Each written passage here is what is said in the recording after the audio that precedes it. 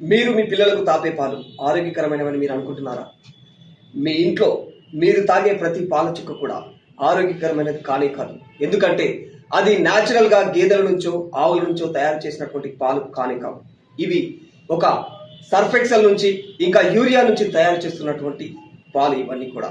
ఎందుకంటే ఈ విషయం నేను చెప్తున్న మాట కాదు, ఇప్పటికే ఈ విషయము ప్రూవ్ అయ్యింది.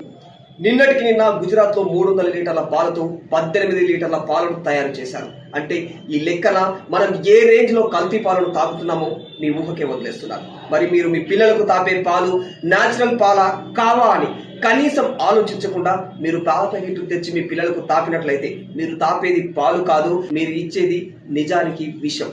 ఆ విషయం నుంచి మనం బయటపడాలంటే మనకు ఖచ్చితంగా పాలపైన అవగాహన ఉండాలి. మనం ఖచ్చితంగా న్యాచురల్ గేదెల దగ్గరికే వెళ్ళి ఎవరి దగ్గర అయితే గేదెలు ఆవులు ఉంటాయో వాళ్ళ దగ్గర నుంచే పాలను సేకరించడం నేర్చుకోవాలి.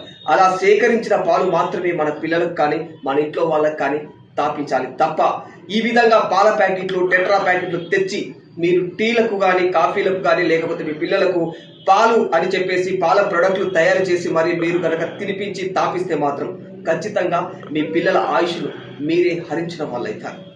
మరి ఈ విషయం పైన FSSAI లాంటి సంస్థలు ఏం చేస్తున్నాయి? నిమ్మకు నీరెత్తినట్టుగా అసలు ఫుడ్ వ్యవస్థ పైన అసలు పట్టించుకోవడమే లేదు. మరి ఇలాంటి వ్యవహారాలను ఇంకెవరు పట్టించుకోవాలి? కనీసం ఇలాంటి సంస్థలు పట్టించుకోవడం లేవు కాబట్టి మనకు మనమే జాగ్రత్త వహించాలి. మన ఆరోగ్యాలను, మన పిల్లల ఆరోగ్యాలను, మన పెద్దల ఆరోగ్యాలను అందరినీ కాపాడుకునే బాధ్యత మనదే. జై హింద్.